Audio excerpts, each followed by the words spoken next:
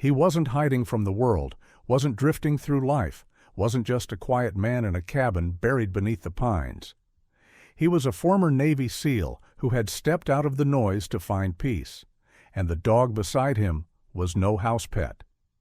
Bram was a disciplined German shepherd once trained to sweep dangerous ground and protect lives in the dark. The kind of dog you didn't forget, because he never forgot his duty. So when strangers crept into Silverpine Ridge one frozen night, whispering, cutting fences, laying poison where only animals should walk, they thought the snow would hide their sins. They thought no one would notice. What they didn't know was simple. Bram was still watching. Bram was still working.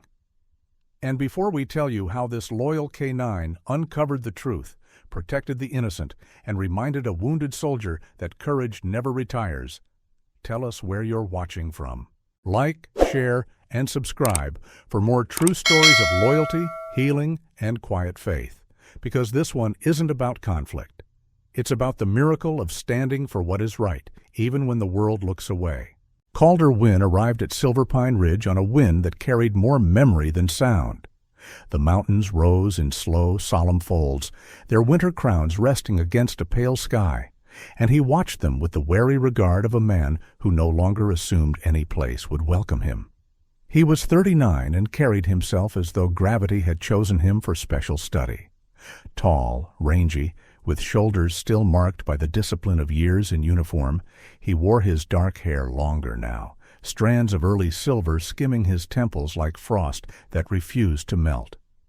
His face was not severe, only tired in a way that had outlived language. Behind his eyes lived a quietness that was not peace yet, only the absence of anything louder. Bram stepped out of the truck first, as he always did. 6 years old, large through the chest and tapering to a disciplined waist, the German shepherd moved with a grace that was both powerful and measured. His coat was a mingling of charcoal and weathered bronze. His ears, constantly attuned to the unseen, caught the faintest tremor in the air. Bram's gaze was alert but calm, the gaze of a creature who had seen chaos and chosen not to mirror it. If Calder was a man studying silence, Bram was the silence choosing him back. They had been partners long before the ridge, long before the cabin, back when walls shook and the night had teeth. Somewhere between then and now, Calder had decided that if he could not save everything, he would at least save this dog, this single bright loyalty. The cabin stood at the tree line as though it had grown there, dark timbers stained by years of storms.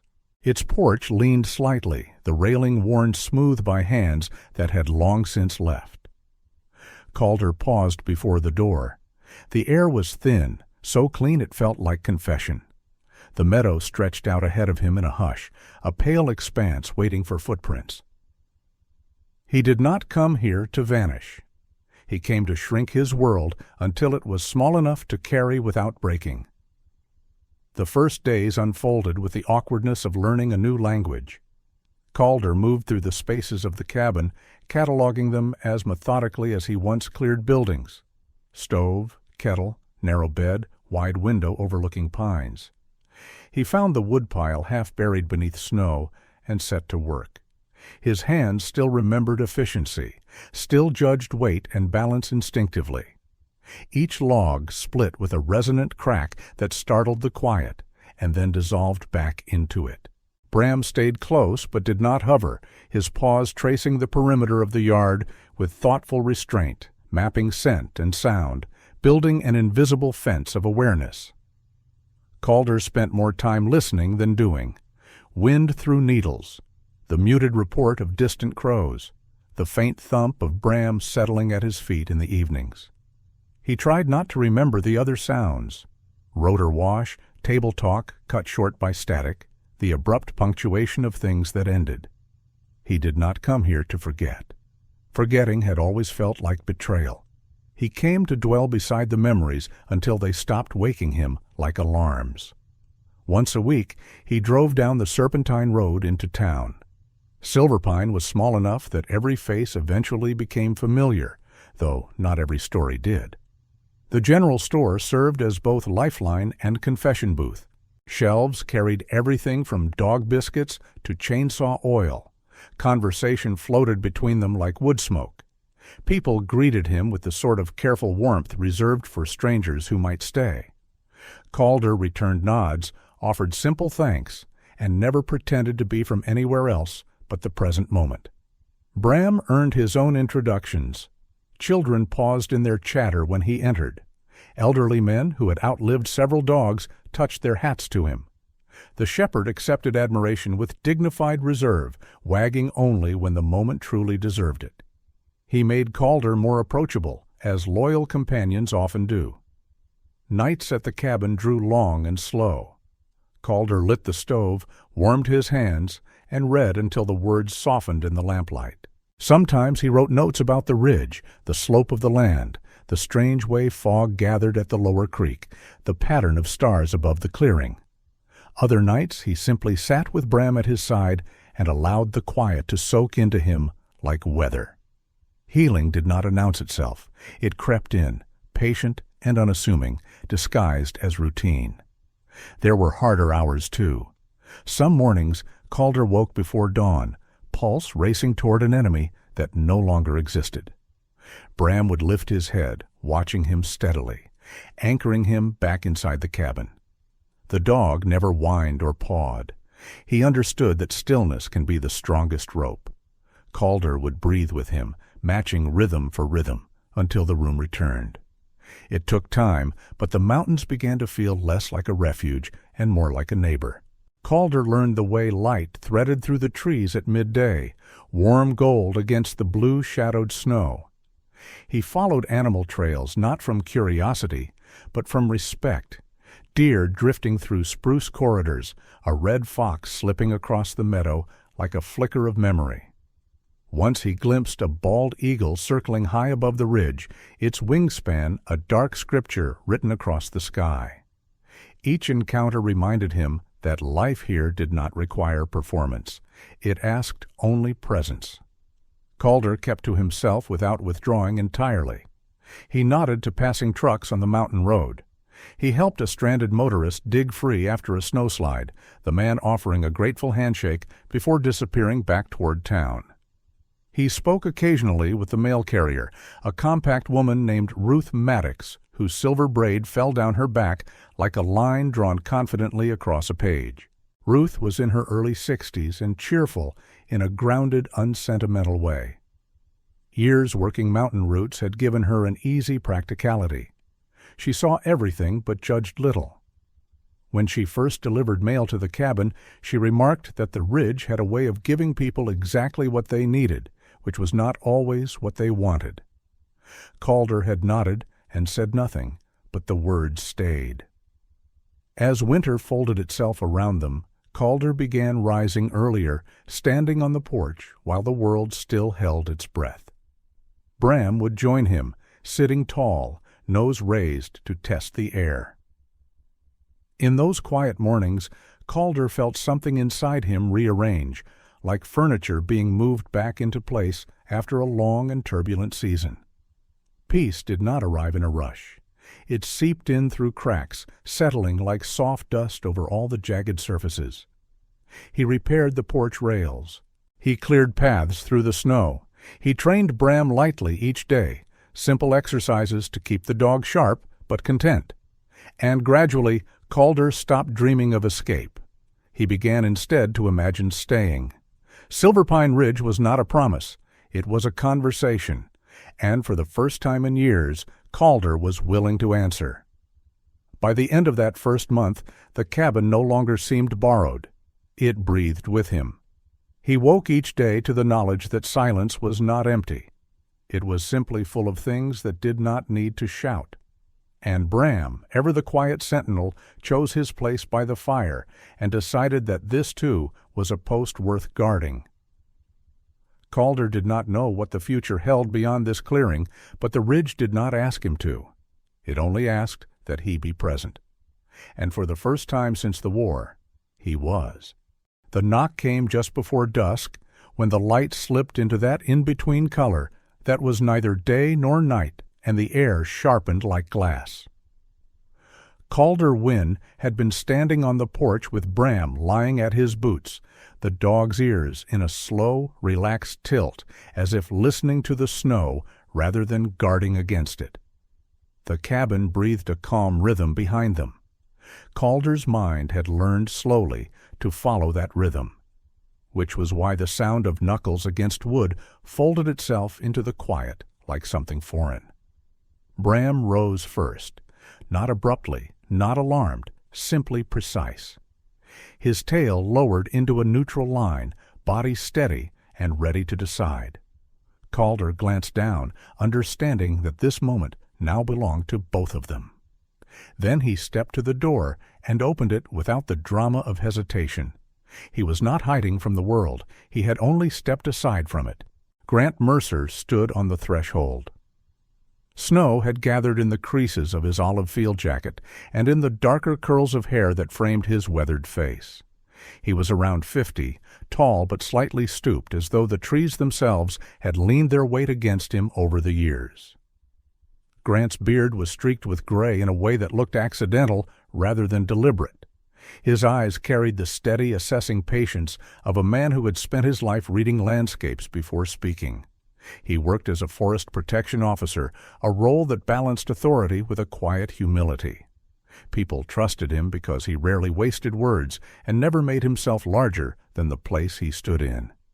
"Evening," Grant said, voice low and cautious, as if trying not to disturb the snow forming on the porch rail. Calder nodded and stepped aside. "Come in from the cold."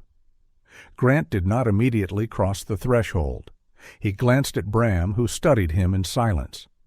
A small nod, man to dog, passed between them before Grant entered.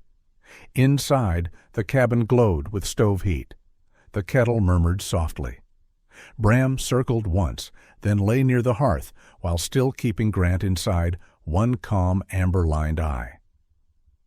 "I wouldn't bother you up here," Grant began, rubbing his hands together slowly, "if it wasn't something that needed saying." He removed his gloves. Calder noticed the roughness of the man's hands, the scars of rope, splinters, frost. These were not wounds of drama. They were the biography of labor. "The ridge has been quiet," Calder replied, voice measured. "At least from what I've seen." Grant nodded once, as if appreciating the fairness of that statement. "That's the thing," he said. "It's been quiet. Too quiet where it shouldn't be." He leaned forward slightly, elbows on his knees, shoulders rounding inwards, not from weakness, but from the seriousness of what he carried. "We've found bait," he continued, "meat laced with compound toxins, not the kind you use for pests, the kind you use for control." Calder understood before he fully processed the details. His gaze flickered to Bram. The silence thickened. "Who?" he asked. Grant exhaled, a slow surrender of breath. "I don't know yet," he said. "Or maybe I do and just haven't admitted it. There are people who like the forest empty. Easier to own it that way, fewer eyes to argue." He spoke without bitterness, but his voice cracked slightly with exhaustion. This was a man who had stood between land and those who misunderstood it for too long. "I thought you should know," Grant continued, "because you walk the ridge, and because your friend there would be the first one they'd silence." Bram's ears tilted again, as if the sound beneath the sound had reached him. Calder poured tea. He handed a cup to Grant, who accepted it with quiet gratitude. Neither of them pretended the beverage would solve anything. It was simply a human gesture in a world that sometimes forgot such courtesies. They spoke of boundaries, of patrol routes, old logging roads, abandoned snares from decades gone. Grant's voice gained strength when discussing practical matters. It was clear that action, not fear, had always anchored him. "I've spent 30 years teaching the forest to trust me," he said with a half-smile that never reached his eyes. "Feels wrong to let it down now." Calder listened. He weighed words the way he once weighed risks. But this was not a battlefield. This was a neighborhood of trees and weather and beings that only asked to be left uninterrupted. "Thank you," he said simply. Grant nodded as though he had expected nothing more. They sat in companionable silence for a moment. Bram rested his head on his paws. Outside, the last of the daylight faded into blue shadow. As Grant rose to leave, he hesitated again at the door. "You didn't come up here to join someone else's trouble," he said gently. "I know that. I only hope this won't drag you into it anyway." Calder did not answer with words. He offered a steady gaze, the kind of silent commitment that men like Grant recognized. After the door closed, the cabin reclaimed its hush. But the hush was different now, like water after a stone has been dropped into it. Bram walked to Calder's side. Calder placed a hand on the dog's neck, feeling the warmth, the life, the trust there. His breath slowed. His mind, once trained to react, now learned to remain. The next day, Calder walked the ridge again. The snow squeaked beneath his boots, crisp and unbroken. Bram ranged ahead, nose to the wind, moving with that effortless authority that belonged only to creatures fully at home in their bodies. They found nothing new. That, somehow, felt heavier than finding something. Later in town, the world moved with its usual, unassuming tempo. The cafe's windows glowed. The general store doorbell chimed each time someone entered. Yet Calder noticed watchful glances where before there had been only polite curiosity. Perhaps the ridge had begun whispering already. Mountains had a way of carrying news without speaking. He ran into Sarah Calloway at the counter of the store. She stood tall and spare, her frame wrapped in a wool coat the color of fog. Her posture was always straight, as if life had taught her to brace for small storms rather than large ones. Her pale hair was pulled back neatly, not from vanity, but from discipline, learned in a life that had demanded steadiness. Sarah had grown cautious after losing her parents in a single harsh winter, but her caution was never unkind. It was simply a way of holding herself together. "You look like you've been thinking," she said gently. Calder considered denying it, then realized that with someone like Sarah, denial was unnecessary. "There may be poison bait in the woods," he replied. "That's the kind of thinking it is." Her eyes softened but did not widen. She had lived long enough to know danger rarely announced itself loudly. "Be careful," she said, "and keep that fine dog close." He nodded. Bram, waiting patiently by the door, lifted his head as if acknowledging the conversation. That evening, Calder returned to the cabin with supplies. Snow drifted softly. The sky dimmed to violet. Inside, he lit the fire and let the warmth gather around them. But the world had changed. Not violently, not dramatically. Just enough to remind him that peace was not the absence of trouble. It was the ongoing practice of steadiness in its presence. Bram slept by the door that night, and Calder, lying awake in the quiet, found himself listening to the ridge with a new kind of attention. Because once you know the world can be harmed, you never quite hear it the same way again. The ridge wore winter like an old memory, quiet and unassuming, settling upon every surface until even time seemed to walk slower. Calder Wynne stepped out of the cabin at first light, the cold settling into his lungs with a familiar sharpness. Bram followed close behind, the German shepherd's dark coat rippling slightly as he moved, every step measured, deliberate, almost ceremonial. There was nothing dramatic about this morning, no rush, no mission brief. Only a simple intention to see what the mountain chose to reveal. Calder adjusted the strap of his pack across his shoulder and began along the narrow path that wound upward through the pines. Snow cushioned every sound, muting the world into something softer than silence. Bram moved ahead by only a pace or two, not pulling, not scouting wildly, but reading the world with the quiet intuition of a creature who trusted observation more than instinct alone. His ears tilted, catching whispers the human ear could not. Calder paid attention to the little things, the frost outlining each pine needle, the faint trace of breath curling from Bram's muzzle, the subtle shift of wind direction. Years ago he had learned how to study terrain, but up here the skill had softened into something less tactical and more contemplative. He was not searching for an enemy. He was looking for truth. They reached a stretch of open ground where the trees fell back and the snow lay wide and untouched. Or almost untouched. The first boot print was so clear it might as well have been stamped into stone. Calder stopped. Bram stopped with him, posture steady, tail still. The shepherd did not bark. He simply anchored himself, becoming a point of stillness against the broad white expanse. Calder stepped closer, crouching to observe, without disturbing. The print was deep. Heavy footwear with a patterned sole, pressed firmly enough to mark the underlying crust. Fresh. Not from weeks ago, likely within a day. The tracks moved in a clean line across the meadow and disappeared into a shallow dip between trees. There was intention in that line. He said nothing aloud. Words were unnecessary here. He followed the prints at a slow, thoughtful pace. Bram matched him, neither rushing ahead nor shrinking back. The tracks wound toward a cluster of low spruce where the snow thinned into patches of exposed stone. And there, against a flat rock, Calder saw it. Meat.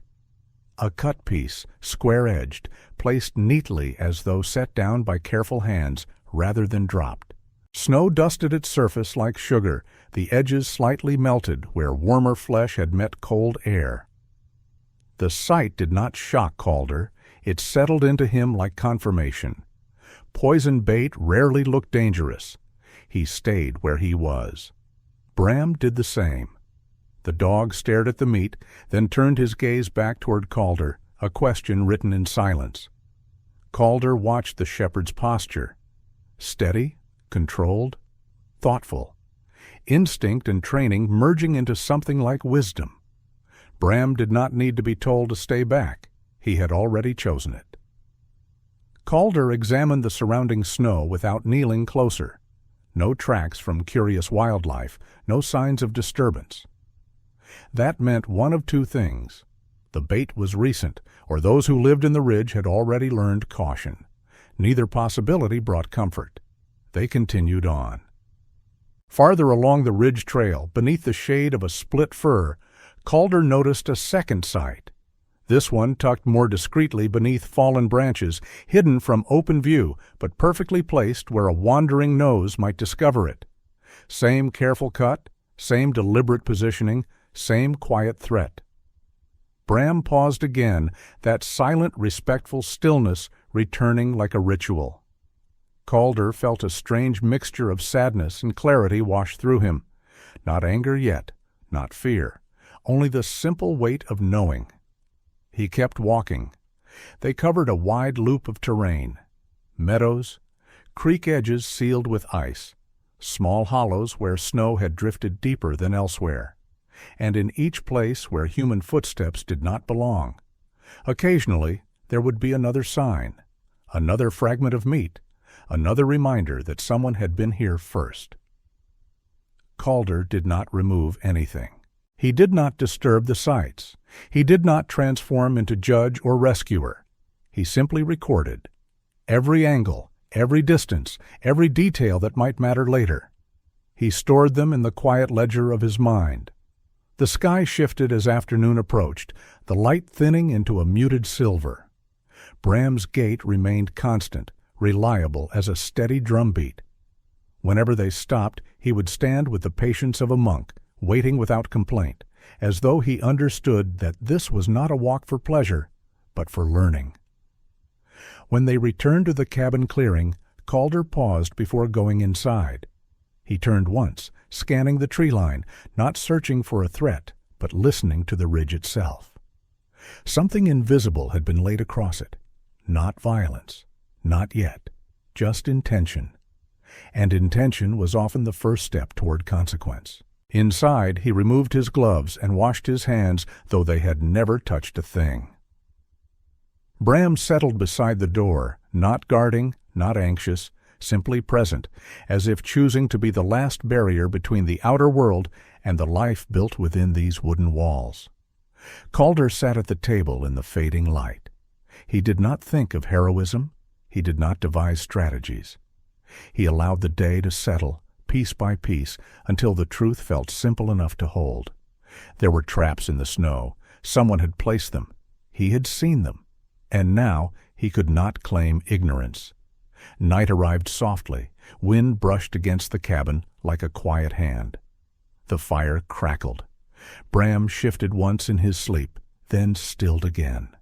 Calder rested his palms against the worn table surface and breathed. He was not angry with the world. He was only determined to stay awake within it.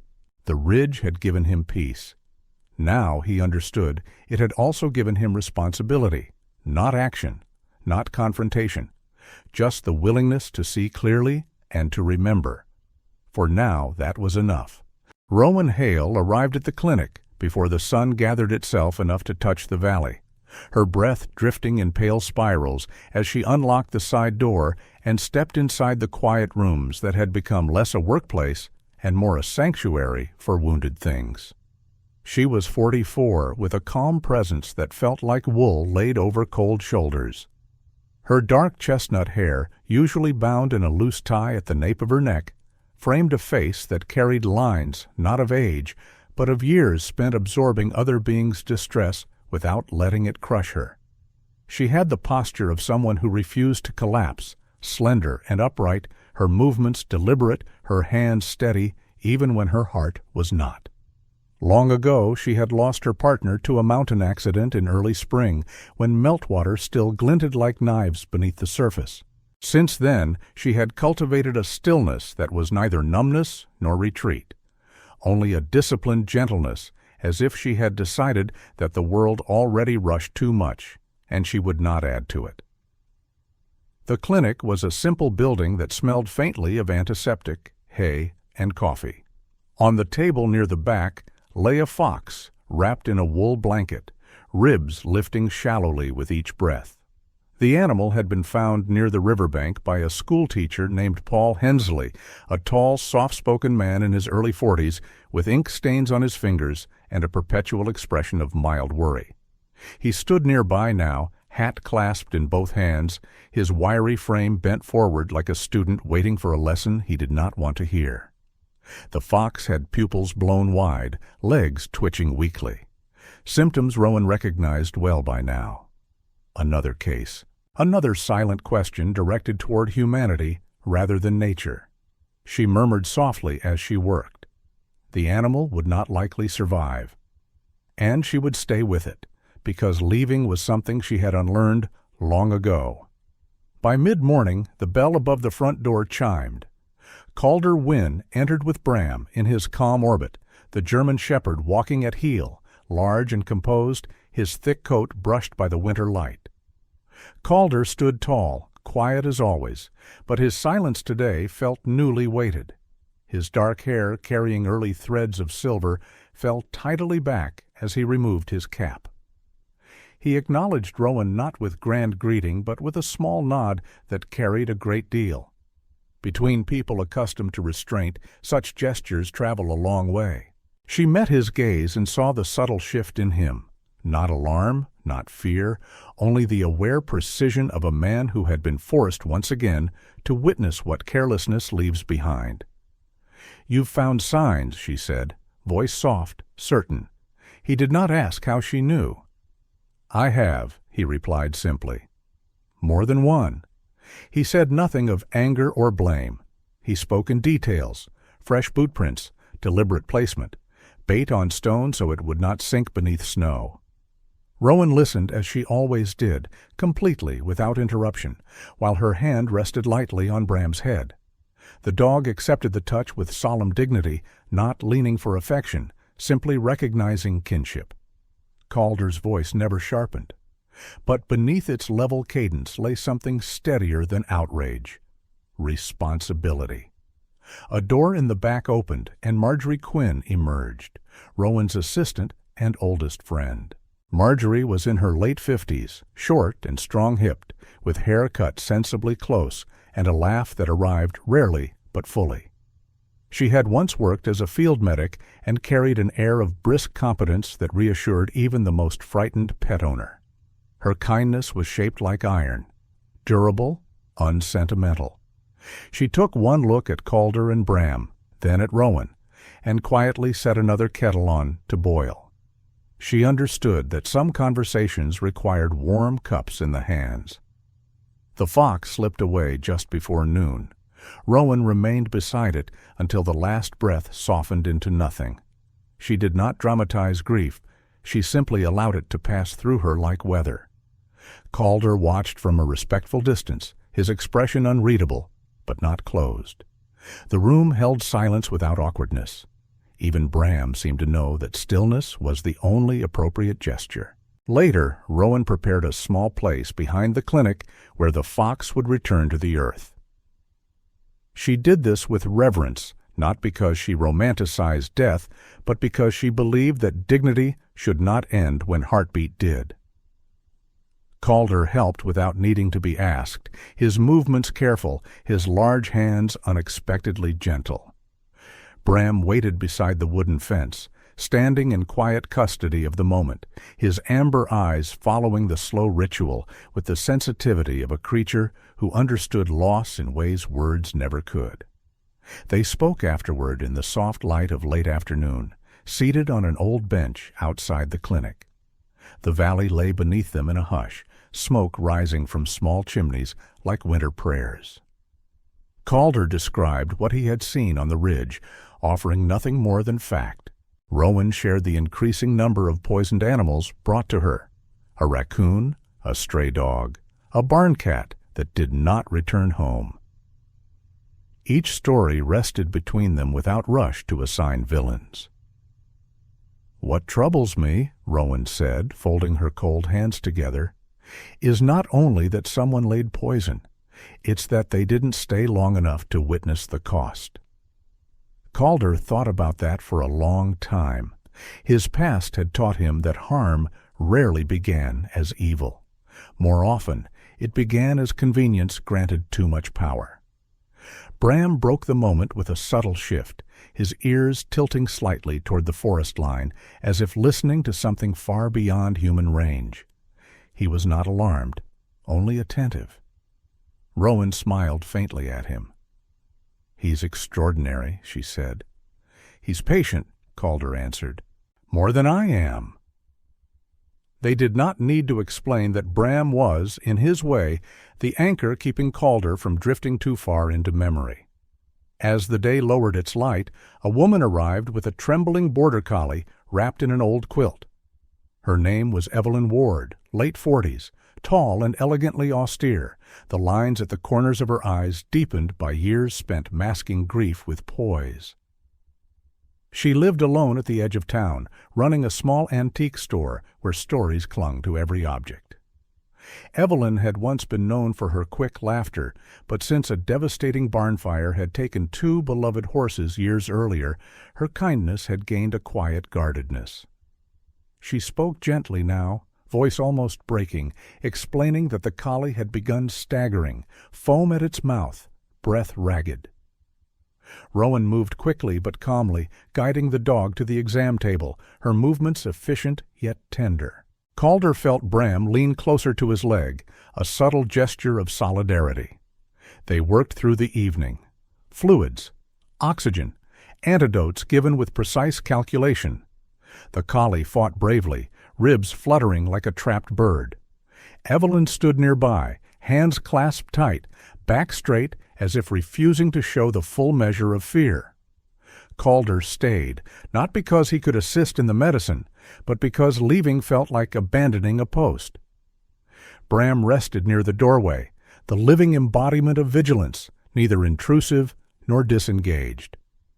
The dog survived the night, barely, slipping into an uneasy sleep as Rowan and Marjorie continued to watch.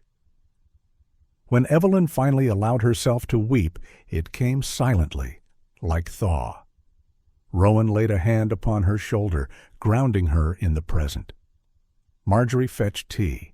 Calder, feeling suddenly like a man intruding upon sacred space, stepped outside with Bram to give them air, though he remained near. Stars had begun to gather above Silverpine Ridge, cold and clear. Calder looked at them the way one might look at an old wound that had finally closed. He felt no anger toward the unknown person placing poison in the snow. Not yet. Only a profound sense that the ridge was being asked to carry something it had not agreed to bear. When Rowan joined him outside, she wrapped her coat closer around her narrow frame and stood beside him without speaking.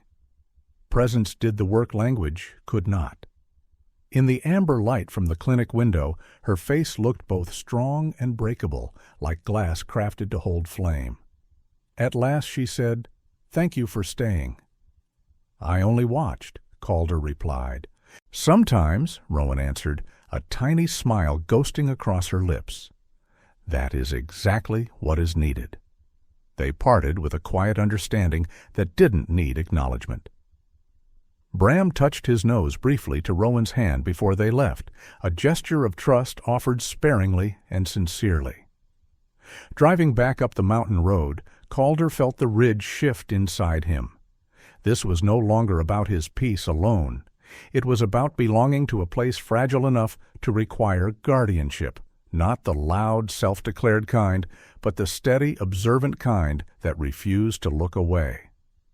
Bram slept curled in the passenger seat, chest rising steadily, unaware that his life had already been weighed and spared by simple caution. The mountain breathed, the snow whispered, and somewhere beneath it all, a connection had formed, not in words, not through confession, but in the shared act of staying present when the world asked for witness. That was the beginning of trust, and neither of them named it. The day arrived pale and undecided, the sky stretched thin like paper across the tops of the pines. Calder Wind stood outside the cabin with Bram beside him, the German shepherd's breath drifting in small silver clouds that faded almost before the eye could follow them. The ridge felt quieter than usual, though he knew it was not the mountain that had changed, only the way he listened to it. Since the poisoned animals, since the quiet sorrow in Rowan Hale's eyes, every silence seemed to hold something unspoken.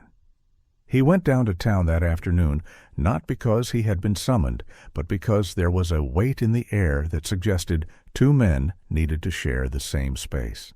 Grant Mercer waited near the edge of the gravel lot in front of the town office, hands buried deep in his field jacket pockets, shoulders curved in a way that suggested he wanted to fold himself into something smaller. He was around 50, tall but softened at the edges by years of work and weather, his beard flecked with gray that mirrored the winter sky. His usual steady gaze seemed dimmed, as if courage were a thing he had set down somewhere and forgotten how to retrieve. Bram sat when Calder stopped walking, the shepherd's posture perfectly balanced, neither tense nor complacent. Calder said nothing. Sometimes silence opened. Grant exhaled, the sound rough and tired. "I should have told you earlier," he said. Calder waited. Grant looked toward the mountains, as though asking them for strength before continuing. "About the bait," he added, voice low. "I knew something was going on. Not everything, not like now, but enough." There it was. The truth did not arrive like thunder. It settled quietly in the space between them. Grant spoke slowly, as if the confession had to be carried carefully, or it might shatter. "I found the first one last winter, just a scrap under a ledge. I told myself it was nothing. Then there were rumors. A sick fox. A dog that didn't make it. People talk, you know. They always do. But talking isn't the—" He drew his hat off and ran a hand through hair flattened by cold. His fingers were rough, scraped by years of honest work. "I didn't report it," he said. "Not formally, not in a way that would have forced anyone to care." Calder asked the only question that mattered. "Why?" Grant's shoulders sagged further, like an overloaded beam beginning to bow. Because it would have meant noise, he answered softly. And noise brings trouble. And trouble sticks to people, especially in towns like this. His gaze dropped to the snow. I've spent my whole life trying not to be the problem. I thought, if I waited, maybe it would go away on its own. Maybe it was just one fool. Maybe I didn't need to drag it into the open. A humorless breath escaped him, not laughter, just resignation. I told myself that staying quiet was being cautious, sensible. I told myself I was protecting my job, my peace, maybe even the town's calm, but his voice thinned. I was just afraid of the mess. The wind brushed past them, carrying the faint metallic tang of winter through the air. Bram shifted one step closer to Calder, tail resting lightly against his leg as if anchoring the moment to something steady. Grant swallowed hard. I didn't mean harm, he said. I didn't want animals suffering. I didn't want someone's dog dying in the snow. I just didn't want to be the man who started the fight. He paused, letting the bare truth stand where excuses could have been. And now here we are. There was no dramatic apology, no pleading tone, just a quiet admission that failure sometimes wore ordinary clothes. Calder watched the river of traffic-free road curve past the town and disappear toward the valley. He didn't feel anger burning in him. Anger would have been easier. Instead, he felt something slower and heavier, understanding and disappointment, and the recognition that fear did not always roar. Sometimes it simply whispered, "Stay quiet," and men obeyed. "You knew," Calder said at last. "Not an accusation. A fact." Grant nodded once. "And you stayed silent." Another nod. Calder let the silence hold them for a while. This, too, was truth. Not every mistake came from malice. Some were born from fatigue, from wanting to be left alone, from the fragile hope that ignoring a thing might be enough to keep it small. But consequences did not care about intentions. "You're not cruel," Calder said quietly. Grant's eyes flickered up, surprised. "But the cost is still real." The words were not harsh. They were simple, and somehow that made them heavier. Grant closed his eyes briefly. "I know," he whispered. A truck rolled slowly past on the street. Someone called a greeting from across the square. Life, as always, continued, uninterested in whether any individual heart carried regret. After a while, Grant spoke again, voice steadier now that the worst had been said. "I wish I'd been braver sooner." Calder gave a small nod. He understood what it meant to realize that the right time had already passed. He had carried his own silences once, wrapping them in discipline until he could no longer tell whether they protected him or caged him. They walked together for a short distance without purpose, then stopped near the bridge that arched over the narrow river. The water moved beneath them with quiet determination. Grant finally turned, his eyes filled with a softer kind of resolve. "I won't stay silent anymore," he said. "It may be late, but it won't be never." Calder believed him, not because Grant sounded heroic, but because he sounded tired of being afraid. Bram leaned gently into Calder's side, grounding the moment with wordless loyalty.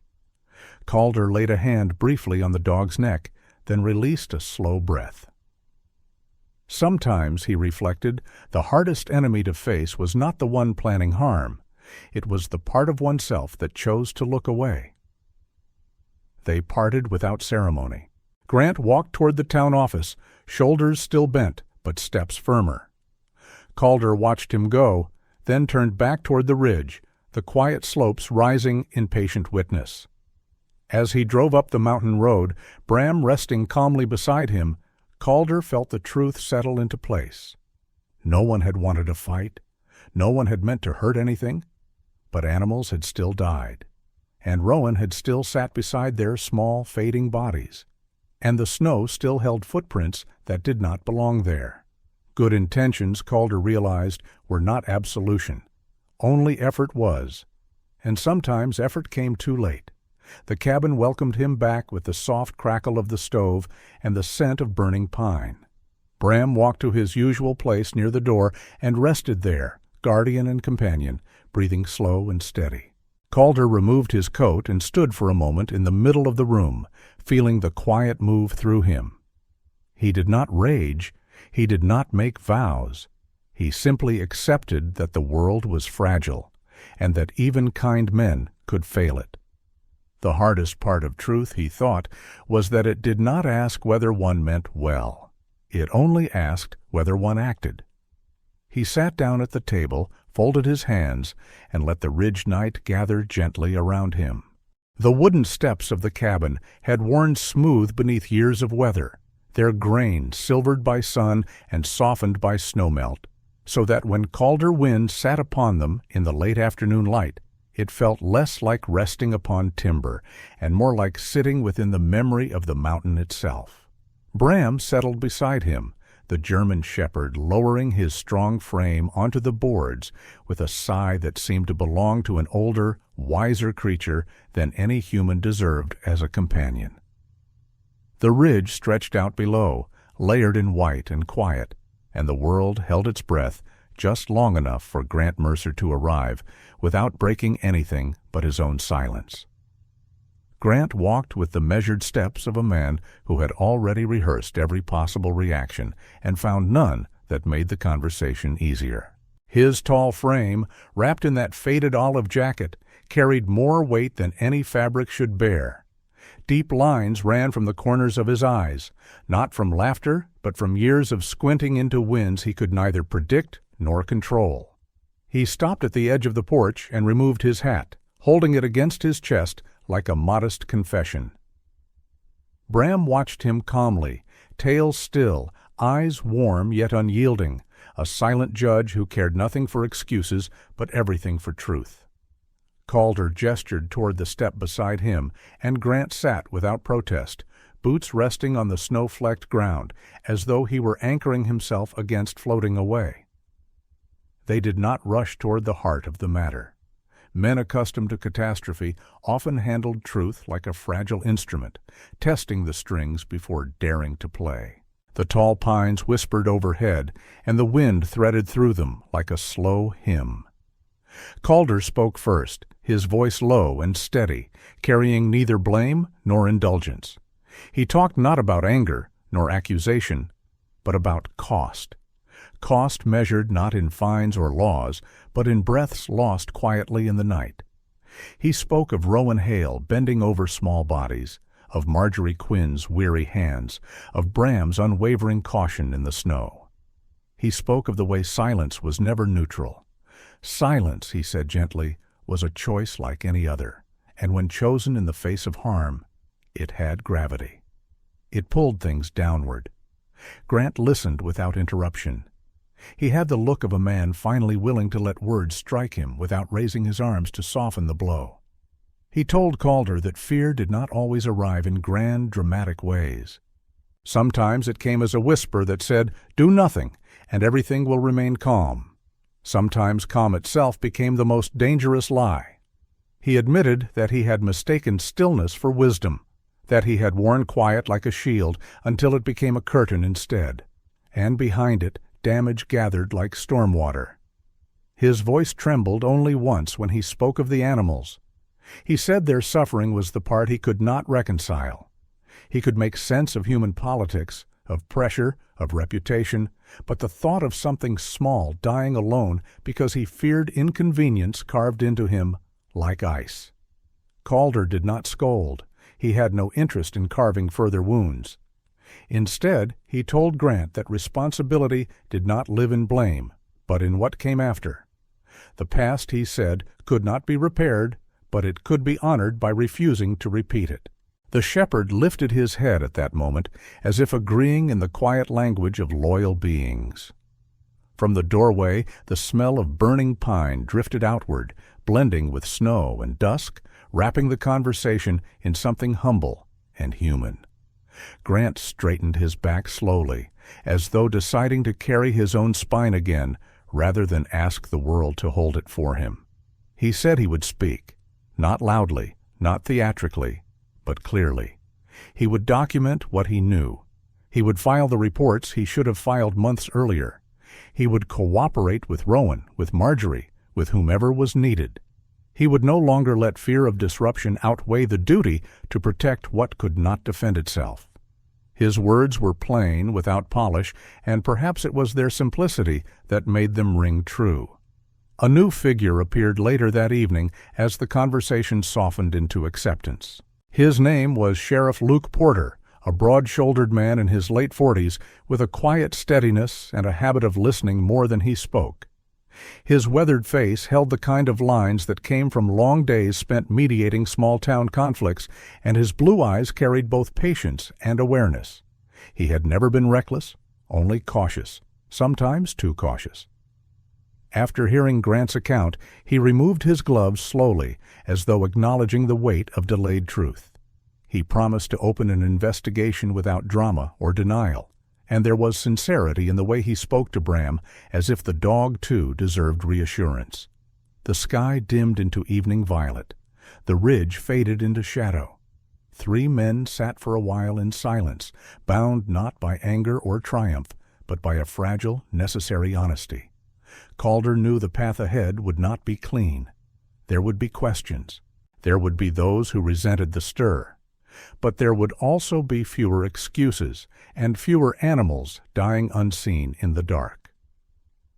Bram rested his head against Calder's knee, and the warmth of that touch said more than any word spoken that day. They rose eventually, not with ceremony, but with quiet purpose. Grant's shoulders no longer sagged quite so deeply. Sheriff Porter left with a notebook and a new resolve.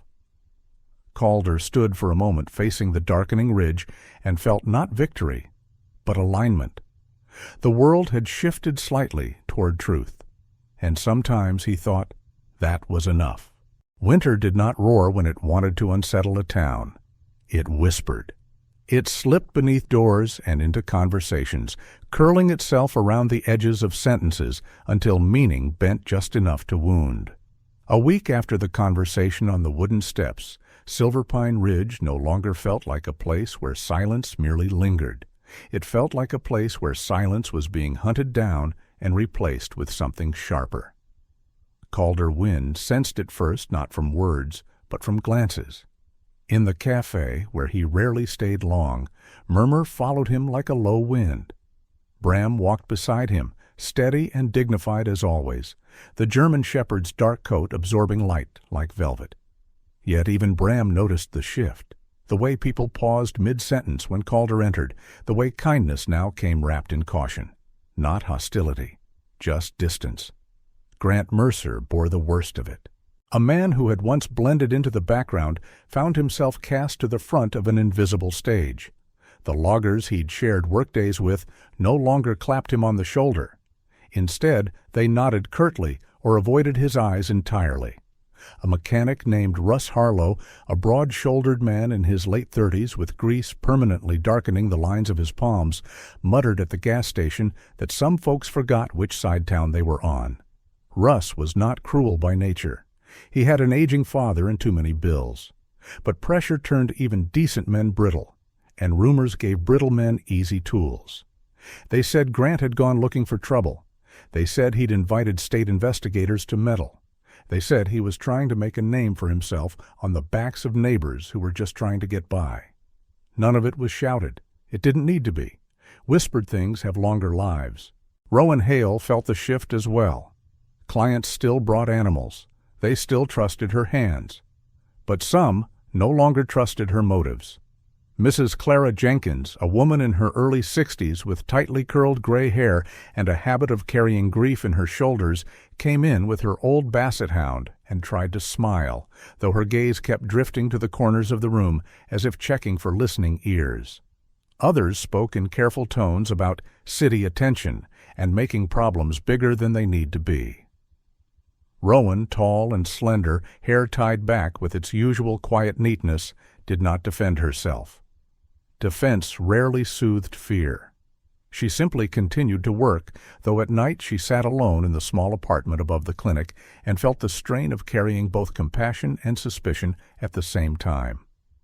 The rumors did not spare Calder. A new figure in town, Mark Ellery, arrived like wind arriving from a direction no one had expected. Mark was in his mid-40s, lean and sharp-featured, with a neatly trimmed beard and clothes that always seemed 1 degree cleaner than the town around him. He had the smile of a man who'd practiced looking reasonable. Mark ran a small wildlife outfit, legal on paper, though his relationships with certain hunters made the sheriff's office uneasy. He spoke softly at the bar, his pale eyes calm, and wondered aloud whether Calder's military past made him hungry for conflict. He said it gently, of course. He admired veterans. He respected service. But maybe, he mused, some men could not lay down the mission, even when the war was over. And the word spread like dye through water. Sheriff Luke Porter felt the change as pressure tightening across his chest. He was a solid man, broad-shouldered, with quiet blue eyes and the slow, thoughtful manner of someone accustomed to listening to storms before deciding whether to walk into them. Yet even he was not immune. He received calls. He heard concerns. Some asked whether the investigation was necessary. Others asked whether he had been influenced. A few implied that Rowan had stirred the pot for attention, that Grant had bent under outside influence, that Calder, and that dog of his, brought trouble with them like a weather front. No one fired a shot. No one threw a punch. But anger rarely needed volume to do its damage. It simply needed repetition. Calder spoke with Grant often during those days. They would stand by the riverbank or at the edge of the ridge and watch the snow move across stone. Grant's tall frame seemed to have collapsed inward, as though he were apologizing for existing. His beard looked more silver in the dim light. He said little, but when he did, it came out raw. "I thought the truth would set things right," he said once, staring at the slow current. "I didn't think it would turn me into the story." Calder did not offer easy comfort. He spoke instead of stamina, of the long work of refusing to regret what was necessary. Bram stayed close. He sensed the unease like scent in the air. When Calder walked through town, the shepherd kept to perfect heel, his broad chest proud, his expression calm and discerning. Some people softened when they saw him. Others hardened, remembering stories they'd never lived but had heard enough times to believe. Rowan endured more directly. One afternoon, a woman named Martha Keene arrived at the clinic with a terrier wrapped in a thick blanket. Martha was in her mid-50s, tall and precise, with silver hair pulled into a neat braid. She had always been polite, though never warm. Today her tone was cool as mountain shade. She thanked Rowan for helping her dog, then added that perhaps Rowan should stop fueling hysteria about poisoned bait. Animals got sick sometimes. Nature was dangerous. People had always hunted. Rowan listened quietly, her long fingers resting steady upon the exam table. She did not argue. She simply said, "I am not angry at hunters, Martha. I am angry at poison." But the woman was already closing the door. Kindness and suspicion braided into the same uneasy expression. Calder watched these shifts from the edge, feeling the ache of recognition. He had seen this before, in other forms, in other lands, how truth could split communities not with violence, but with unease. How fear wrapped itself in words like loyalty and tradition. And through it all, Mark Ellery kept smiling that easy smile. He bought drinks. He listened. He wondered aloud whether outsiders should learn the rhythm of a place before trying to change it. He never named Calder directly. He didn't need to. One evening, after a long day at the clinic, Rowan walked out to find Calder waiting beside his truck. He stood straight, dark hair brushed by the wind, the faintest thread of silver glinting near his temples. Bram sat beside him like a carved guardian come to life. They did not greet each other with enthusiasm. They simply recognized each other's exhaustion and let that be enough. "They're hurting," Rowan said, voice soft. Fear makes people mistake shadows for threats. Calder nodded. And sometimes the threat prefers to remain a shadow. There was no bitterness in his tone, only comprehension. Sheriff Porter met with them later that night, his broad figure outlined by the glow from the clinic window. He admitted the pressure he faced, quietly, carefully. He promised he would not bend. Yet the strain showed in the new grooves beside his mouth. Responsibility ages even the strongest faces. The storm rising in Silver Pine Ridge was not the kind the weather measured. It was made of glances, of lowered voices, of trust, loosening like frost from a branch. And though no one raised a weapon, the air itself felt like it was bracing. Calder stood on his porch that night, Bram silent at his side, and looked out over the darkened valley. He understood then that danger did not always wear boots or carry tools. Sometimes it wore familiar faces and spoke kindly while asking the wrong questions.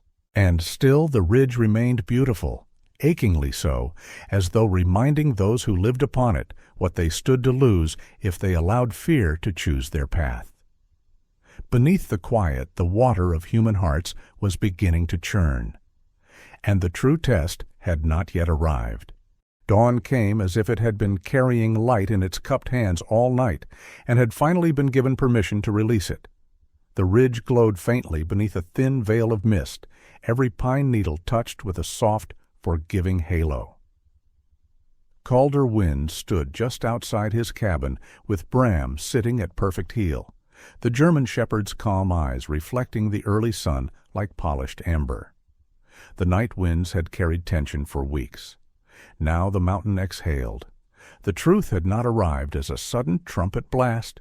It had come slowly, step by step, carried across paperwork, quiet testimonies, and miles of winter ground. Sheriff Luke Porter had followed the quiet threads of Grant Mercer's confession and Rowan Hale's careful records. Evidence gathered patiently like snow on a leaning fence. And at last the pattern revealed itself. Two men in particular, Doug Halpern and Wayne Cutter, had been working beneath the cover of a small legal trapping company, but the lawfulness ended at the letterhead.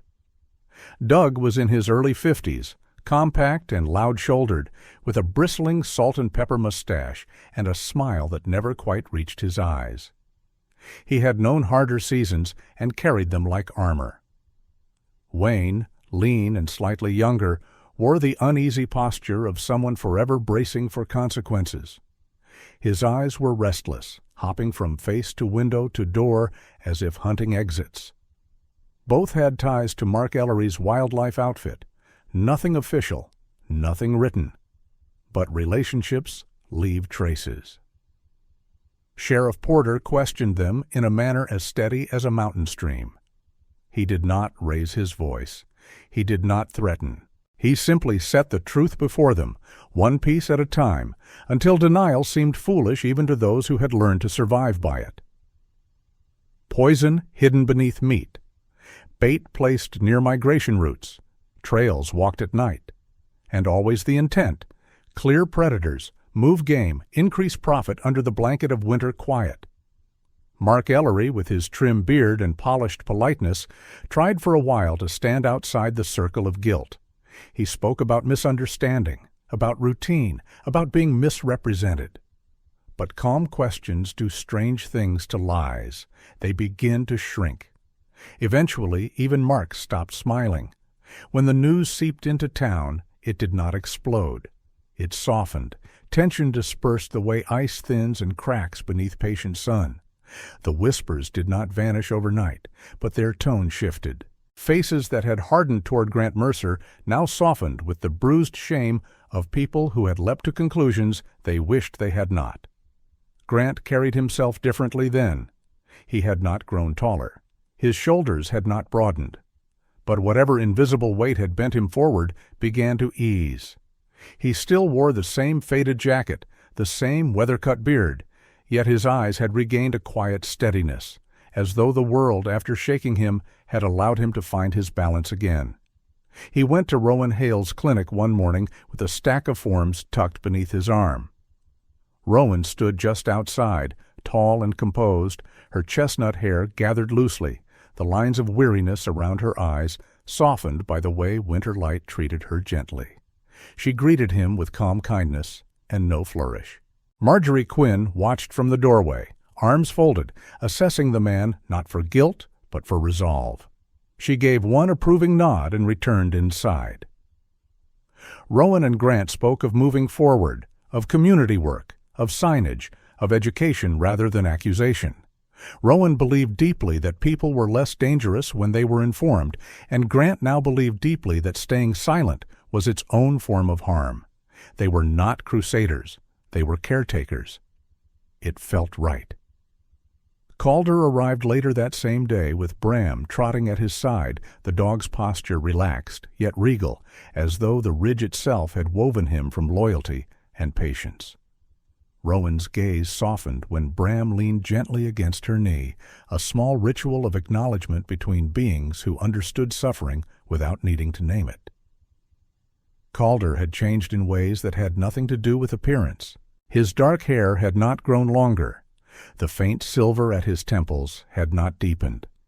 But the invisible armor he once wore, the careful distance from life, had loosened. He spoke more now, not much, but enough. Enough to be present rather than merely existing at the edge of things.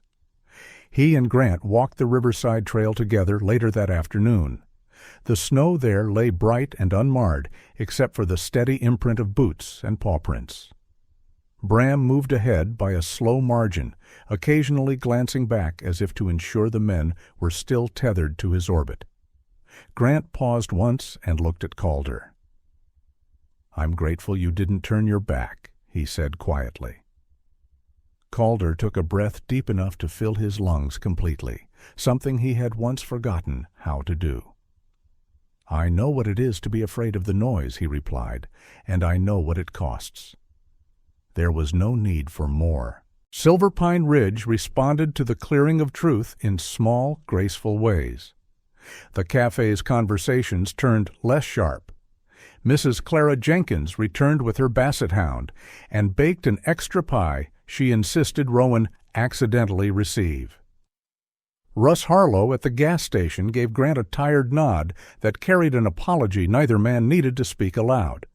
Even Mark Ellery, stripped of reputation, did not face rage, only consequence. Sheriff Porter walked with a straighter back again, his blue eyes less shadowed. He remained cautious. Responsibility had shaped him too deeply to allow carelessness. But he trusted his town a little more, and himself as well. Rowan continued her work. Animals still came through the clinic doors, though fewer now bore poison in their blood. She still moved with the same soft concentration, still stayed past dark when creatures hovered between leaving and staying. At night, in the quiet apartment above the clinic, the grief she carried felt lighter, not gone, but shared across more hands. Calder spent more time in town than before. Not much. Enough. He spoke with people, helped carry crates, fixed a loose hinge on the diner door without being asked. He listened when farmers spoke of crop frost and when elders spoke of the valley as it once was. He did not search for belonging, he simply allowed it to find him. And Bram, stalwart, watchful, dignified Bram, remained the axis upon which all movement steadied. His thick coat caught the light like burnished bronze. His stride was measured and confident. His eyes held the patient wisdom of an old soldier who had learned that loyalty was not a loud declaration, but a daily presence. One evening, Rowan joined Calder on the wooden steps of his cabin. They sat shoulder to shoulder without brushing, watching the last of the gold fade into blue across the ridge. Snow shifted softly in the trees. The fire indoors breathed a slow, contented rhythm. Bram lay at their feet, chin resting upon his paws, the living embodiment of peace, earned rather than assumed. "You're not hiding any more," Rowan said gently, her voice warm but matter-of-fact. Calder considered that. Once he would have denied it. Once he would have insisted he had never fled, only withdrawn. but the truth now belonged to a simpler shape. "No," he said, "I'm not." The words did not echo. They settled. Calder understood, finally, fully, that the mountains were not an escape. They were a place to live honestly, to feel deeply without drowning, to carry both scars and breath in the same chest. He was not the man who ran anymore. He was the man who stayed. And in that staying, there was quiet triumph. Night wrapped Silverpine Ridge with the gentleness of a story finally exhaled. The storm of whispers had passed. Truth had taken root. Trust, although scarred, began to bloom again. Bram lifted his head once, scanning the dusk, then settled back down. Still vigilant, always loyal. A quiet sentinel in a world finally learning to breathe. And beneath the watchful sky, life, real, unhidden life, continued. In the quiet settling of the story, when the snow has melted from rumor and the wind has carried fear away, a gentle truth remains. It is the kind of truth that feels less like a lesson and more like a blessing left on the doorstep before dawn. It says that mercy is not loud and courage is rarely dramatic. It lives instead in the quiet choices, to speak when silence would be easier, to care when indifference would hurt less, to stand steady beside what is good even when the world trembles. Calder learned that peace was never the absence of hardship. It was the presence of grace in the midst of it. Rowan learned that healing sometimes arrives as quietly as a breath. Grant learned that forgiveness grows where humility takes root. And Bram, steadfast and uncomplaining, reminded them all that loyalty is one of the oldest languages of love. Some would say it was coincidence that truth surfaced when it did, but others would see the gentle hand of God moving through the winter branches, guiding weary hearts back toward honesty, compassion, and redemption. In small ways and vast ways, heaven still touches earth, and miracles do not always arrive with trumpets. Sometimes they walk beside us on 4 quiet paws, or speak through soft human voices, learning again how to trust. And so this story becomes a prayer for daily life, a hope that each listener may find the courage to protect what is fragile, to forgive what is broken, and to stand with kindness even when it costs something. May faith be your shelter, may truth be your lantern, and may the God who sees even the sparrow keep watch over you and those you love. If this story touched your heart, feel free to share it so it may comfort someone else. Leave your thoughts in the comments and subscribe to stay with us for more stories of hope, faith, and second chances. And if you believe that God still works quietly among us, guiding hearts back toward the light, write one simple word in the comments. Amen. May the Lord bless you and keep you wherever you are.